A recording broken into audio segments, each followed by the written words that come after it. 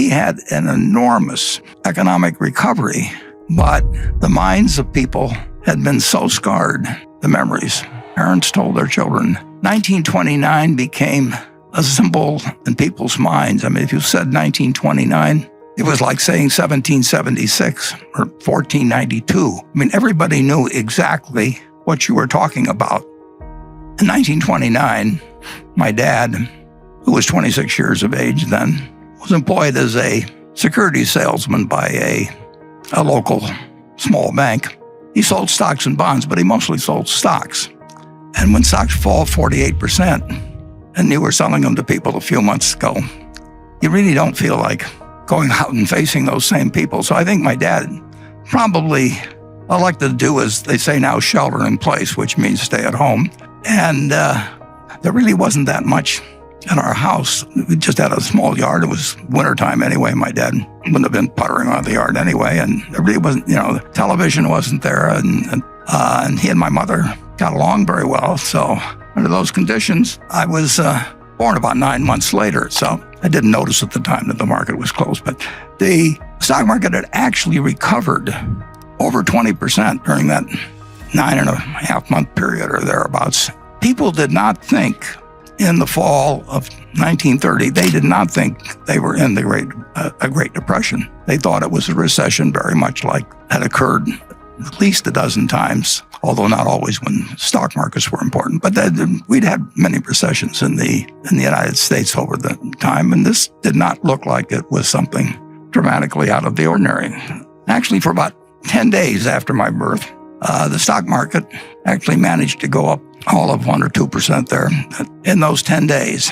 Well, from that point, the stock market went from level of 240 to 241, which was a noticeable decline because if somebody had given me $1,000 on the day I was born and I'd bought stocks with it and bought the Dow average, my $1,000 would have become $170 in less than 2 years. That is something that none of us ever experienced. That we may have had it with one stock occasionally, but in terms of having a broad range of America marked down 83% in 2 years and marked down 89% of the peak was in September 3rd, 1929, was extraordinary. And in that intervening period, less than 1 year after I was born, just slightly less than 1 year, my dad went to the bank where he worked and had his account. And of course, the bank had a sign on it closed. And so he had no job. He had 2 kids at that point.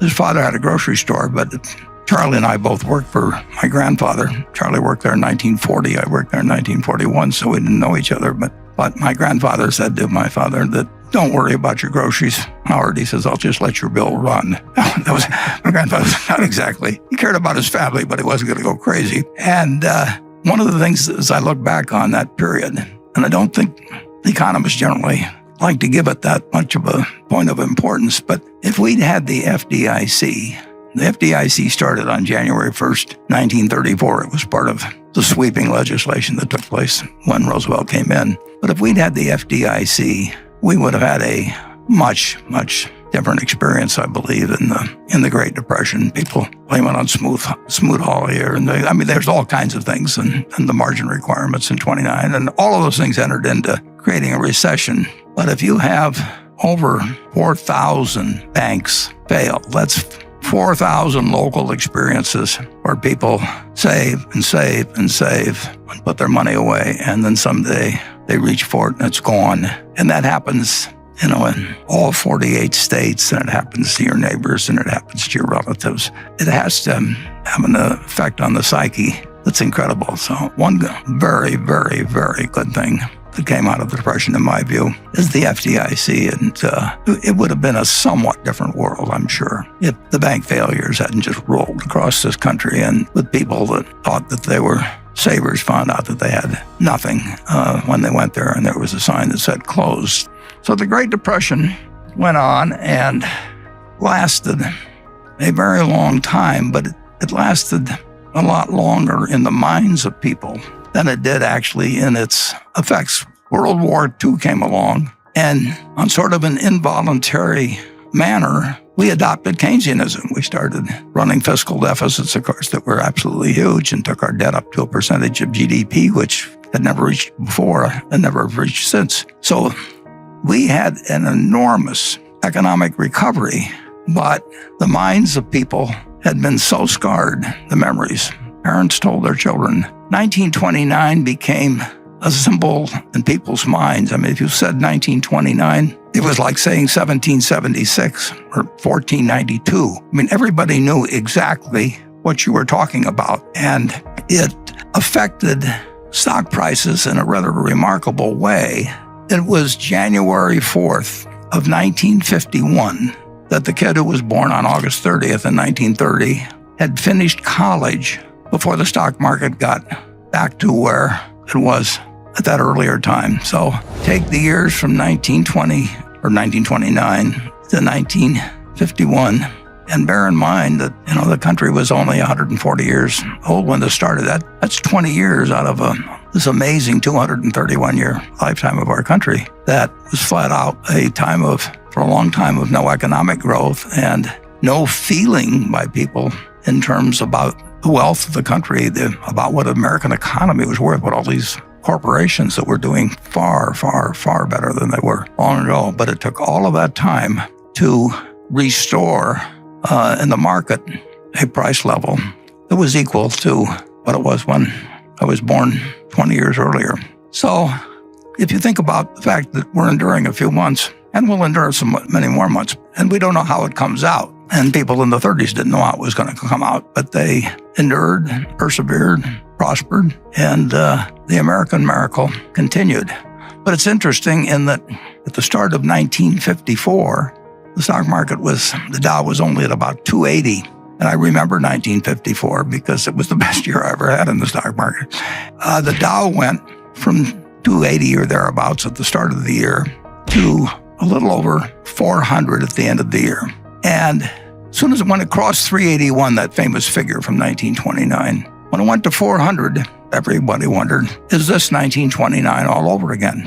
And that seems a little far-fetched because it was a different country in 1954. But that was the common question, and it actually achieved such a level of worry about whether we were about to jump off another cliff, just because the 381 of 1929 had been exceeded, that Senator Bill Fulbright of Arkansas, who became very famous later in terms of the Foreign Relations Committee, but he headed the Senate Banking Committee, and he called a special investigation. He really was questioning whether we had built another house of cards again. And his committee, in March of 1955, with the Dow at 405, assembled 20 of the best minds in the United States to testify as to whether we were going crazy again. The Dow was at 400, and we'd gotten in this incredible trouble before, but that was the mindset of the country. It's incredible. We didn't really believe America was what it was. And my boss, the reason I'm familiar with this,